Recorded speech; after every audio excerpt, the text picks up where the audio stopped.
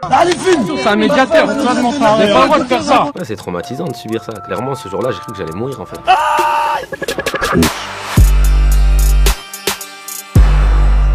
Une maman qui s'est adressée à moi et un jeune avec qui j'étais, en nous disant qu'elle avait perdu sa fille. Et donc moi je suis allé devant chez elle, j'ai trouvé une petite fille, je l'ai appelée par son prénom, elle m'a dit que oui c'était bien elle. Je l'ai amenée à sa maman et il y a une voiture qui était garée tout près, qui avait assisté à toute la scène. Ils sont descendus de la voiture, le premier s'est présenté en tant que policier. Du coup je lui ai expliqué que c'est nous qui les avions appelés pour signaler la disparition d'une jeune fille. Il m'a dit qu'il n'était pas là pour ça et qu'il était là seulement pour faire un contrôle. Je me suis pas opposé au contrôle, j'ai pas de raison de m'y opposer, je sais que j'avais rien à me reprocher. Et son collègue est arrivé et lui, sans même me dire bonjour, il a commencé à me taper durement au niveau des hanches et à mettre ses mains dans mes poches.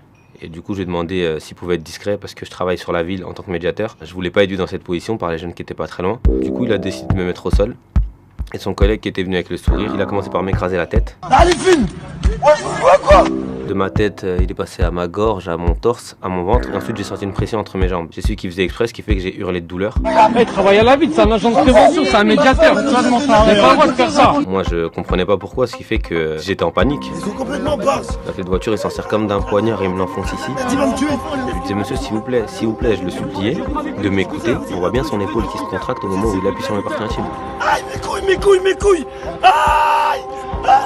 Ça me faisait super mal et puis même quand j'en parle tout de suite, je ressens encore les douleurs entre les jambes. Ouais, c'est traumatisant de subir ça. Clairement, ce jour-là, j'ai cru que j'allais mourir en fait. Je leur ai dit, la France c'est un pays de droit, pourquoi vous vous comportez comme ça avec moi?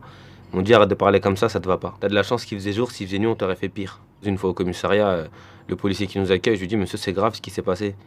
Il me dit, ah moi je crois mes collègues. Je lui dis, mais monsieur, on vous a encore rien raconté. Il me dit, moi je crois mes collègues, j'ai l'habitude des mecs comme toi. Les mecs comme moi, c'est quoi? La seule chose dont j'étais coupable, c'était d'avoir l'apparence que j'avais et de venir d'où je venais et d'être qui je suis. Sauf que ça, c'est pas quelque chose qu'ils doivent me reprocher. Et je leur ai dit, oui, j'ai grandi dans un quartier, certes, je l'ai pas choisi, mais j'en suis fier. Il me dit, si, d'ailleurs, toi, je te connais. Je lui dis, impossible, moi, je vous ai jamais vu. Il me dit, si, je te connais, t'as l'habitude de venir ici pour tes bêtises. Je lui dis, mais c'est pas moi. Je sais pas avec qui vous m'avez confondu, mais c'est pas moi. J'ai un casier vierge, j'ai jamais eu de problème avec la justice. C'est une dérive d'avoir des agents dont la parole est assermentée, qui mentent et qui sont soutenus. C'est grave. C'est-à-dire que même quand ils mentent, c'est vrai.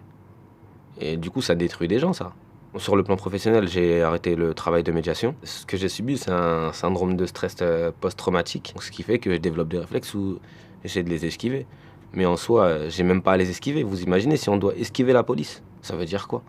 C'est pas une bande de voyous dont je me cache. C'est la police, c'est des représentants de l'État. Enfin, ils sont censés être exemplaires dans leur travail.